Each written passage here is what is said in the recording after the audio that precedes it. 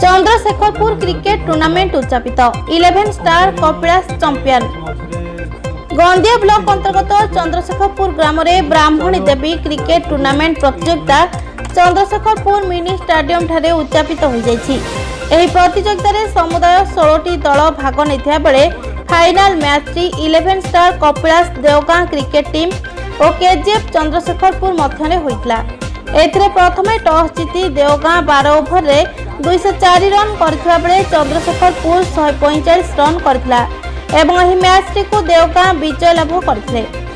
जितेंद्र गणनायक और बिरंची सामल खेलटी को परिचालना करथिले। आज उद्यापनी दिवस रे मुख्य अतिथि भाबे युव समाजसेवी श्रीजुक्त गोपबंधु बेहरा, सम्मानित अतिथि भाबे आदर्श शिक्षक श्रीजुक्त विजय स्वाई, ग्राम सभापति उपस्थित रही मुख्य अतिथि गोपबंधु बेहरा निज अभिभाषण में क्रीडार विकास, शांति श्रृंखला, भाईचारार मनोभाव नहीं खेलाड़ी मानक उत्साहित करने सह आयोजक दल को धन्यवाद देते।